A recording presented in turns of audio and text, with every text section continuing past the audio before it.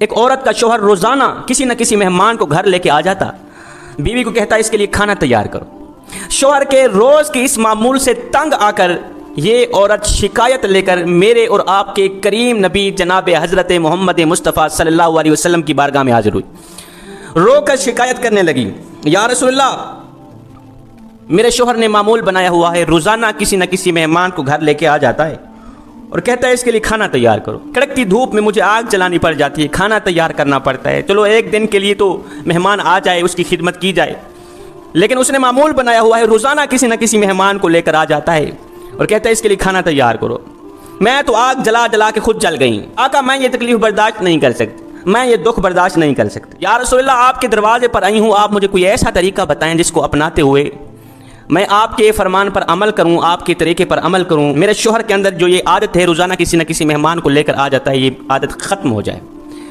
میرے کریم نبی خاموش ہو کے اس عورت کی بات سنتے رہے، میرے نبی نے کوئی جواب نہ دیا۔ عورت کہتی رہی، سناتی رہی، میرے نبی خاموش رہے، میرے نبی نے کچھ بھی نہیں کہا۔ کریم نبی کے لبوں پر خاموشی دیکھ کر یہ عورت خود خاموش ہو کے واپسی چلی گئی۔ جب گھر میں گئی دوسرے دن میرے کریم نبی نے اس عورت کے شوہر کو بلایا، کہا کہ کل میں آپ کے گھر کا مہمان بننے والا ہوں۔ وہ تو خوش ہو گیا، دوڑ کر گیا، اپنی بیوی کو کہا کل اللہ کے نبی ہمارے گھر کے مہمان بننے والے ہیں، کل آپ نے کھانا تیار کرنا ہے۔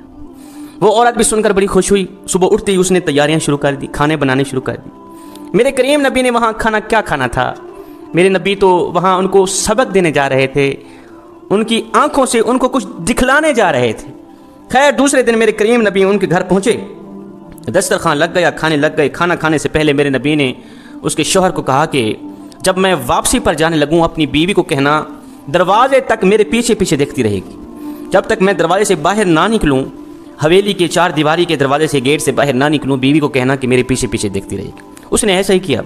خیر میرے کریم نبی نے کچھ کھانا تناول فرمایا۔ کھانا کھانے کے بعد میرے کریم نبی دعا کرتے ہوئے اٹھے۔ اب یہ عورت میرے نبی کے فرمان پر عمل کرتے ہوئے اس عورت نے میرے نبی کے پیچھے پیچھے دیکھنا شروع کیا۔ دیکھتے ہی یہ عورت بے ہوش ہو گئی، اس کو ایسا منظر نظر آیا کہ تاب نہ لا سکی، برداشت نہ کر سکی، بے ہوش ہو گئی۔ میرے کریم نبی آگے چلے گئے۔ جب اس عورت کو ہوش آئی تو اس کے شوہر نے پوچھا کہ آخر وجہ کیا تھی، کیا تجھے نظر آیا تھا؟ مجھے تو کچھ بھی نظر نہیں آیا، تجھے کون سی ایسی چیزیں نظر آئی کہ تو دیکھ کر بے ہوش ہو گئی؟ اس نے کہا جب میرے نبی کمرے سے باہر نکل کر حویلی کے چار دیواری کے دروازے تک جا رہے تھے تو میں نے دیکھا کہ نبی کے پیچھے سانپ، بچھو، کیڑے مکوڑے اور بھی کافی ساری بلائیں تھیں، نبی کے پیچھے پیچھے جا رہی تھی۔ دوسرے دن یہ دونوں میاں بیوی نبی کی خدمت میں حاضر ہوئے۔ اس عورت نے پوچھا آقا آخر وجہ کیا تھی؟ میرے نبی نے فرمایا میں صرف تمہیں دکھلانے کے لیے گیا تھا کہ مہمان جو گھر میں آتا ہے ایک تو وہ اپنا رزق ساتھ لے کر آتا ہے، وہ تمہارا کچھ بھی نہیں کھا کے جاتا، وہ اپنا رزق ساتھ لے کر آتا ہے۔ دوسری بات یہ ہے کہ جب وہ جاتا ہے تمہاری بلاؤں کو بھی ساتھ لے کے جاتا ہے، تمہارے گناہوں کو بھی ساتھ لے کے جاتا ہے، تمہارے اوپر جو مصیبتیں ہوتی ہیں یا آنے والی ہوتی ہیں ان تمام چیزوں کو ساتھ لے کے جاتا ہے۔ حضرت مولانا جلال الدین رومی رحمۃ اللہ تعالی علیہ یہاں پر فرماتے ہیں اللہ رسول کی رضا کے لیے مخلوق خدا کی خدمت، مخلوق خدا کو مہمانی دینا، ان کی مہمان نوازی کرنا، یہ عمل گناہوں کو اس طرح کھاتا ہے جس طرح آگ لکڑیوں کو کھاتی ہے۔ اس سے بندے کے گناہ جھڑتے ہیں۔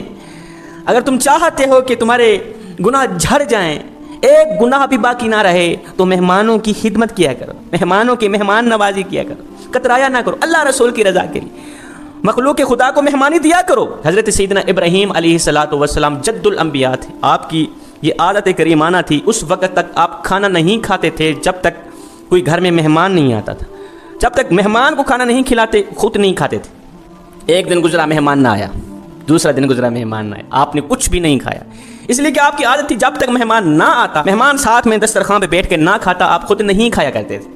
ایک دن گزرا مہمان نہ آیا، آپ نے کچھ نہیں کھایا، دوسرا دن گزرا مہمان نہ آیا، آپ نے کچھ نہیں کھایا، جب تیسرا دن گزرا پیٹ روٹی مانگنے لگا، بھوک ستانے لگی۔ اللہ کے نبی حضرت سیدنا ابراہیم علیہ السلام گھر سے باہر نکلے، جاؤں کسی کو لے کر آؤں، اس کو بھی کھلاؤں خود بھی کھاؤں۔ باہر نکلے دیکھا ایک بوڑھا شخص آ رہا تھا، 70-80 سال عمر کا تھا، بھاگ کر گئے، بھوک لگی ہوئی ہے، کھانا کھانا ہے، اس نے کہا جی کھانا ہے، اس کو لے کر آئے دسترخوان میں بٹھا دیا، چلو جی شروع کرو، اس نے روٹی اٹھائی کھانے لگا۔ اللہ کے نبی نے فرمایا رکھ دے روٹی رکھ دے، اس نے رکھ دی، کیا ہوا تو نے بسم اللہ کیوں نہیں پڑھی؟ اس نے کہا جی میں تو اللہ کو مانتا ہی نہیں، میں تو کافر ہوں، میں تو مسلمان ہوں بھی نہیں، مجھے تو پتہ ہی نہیں بسم اللہ ہوتی کیا ہے، مجھے تو پتہ نہیں اللہ ہے کیا، اللہ کون ہے۔ حضرت سیدنا ابراہیم علیہ السلام کو جلال آ گیا۔ ابراہیم علیہ السلام نے فرمایا پھر اٹھ کے دفع ہو جا، میں تجھے کھانا نہیں کھلاتا، دفع ہو جا، اگر تو اللہ کو نہیں مانتا، بسم اللہ نہیں پڑھتا، دفع ہو جا، میں تجھے کھانا نہیں کھلاتا۔ وہ یہاں سے اٹھ کے چلا گیا۔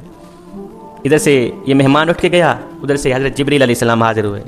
خلیل اللہ فرما رہا ہے تو نے ایک ٹائم کا کھانا میرے بندے کو دینا گوارا نہیں کیا، اس کا قصور یہ تھا کہ وہ مجھے مانتا نہیں تھا۔ ہائے ہائے ہائے، تو نے ایک ٹائم کا کھانا میرے بندے کو کھلانا گوارا نہیں کیا، اس کا قصور یہ تھا کہ وہ مجھے مانتا نہیں تھا۔ ابراہیم دیکھ تو صحیح، 70 سال سے میں اسے کھلا بھی رہا ہوں، میں اسے پلا بھی رہا ہوں، میں نے تو کبھی نہیں پوچھا کہ تو مجھے کیوں نہیں مانتا، تو مجھے مانے گا تب میں تجھے کھلاؤں گا، تو مجھے مانے گا تب میں تجھے پلاؤں گا، میں نے تو کبھی نہیں کہا۔ صاحب آپ کے محلے میں اگر کوئی شیعہ رہتا ہے، وہابی رہتا ہے، دیوبندی رہتا ہے، یا کوئی غیر مسلم رہتا ہے، اس کا حساب وہ خود دے گا، لیکن سنو اگر روٹی نہ ملنے کی وجہ سے رات کو بھوکا سو گیا تو اے بندے اس کا حساب تجھے دینا پڑے۔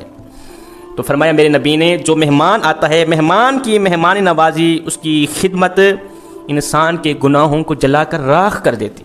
اگر تم چاہتے ہو کہ آنے والی بلائیں جل کر راکھ ہو جائیں، آنے والی آفات و بلیات سے تم محفوظ رہو، تو مہمانوں کی مہمان نوازی اللہ رسول کی رضا کے لیے کھلے دل سے کیا کرو۔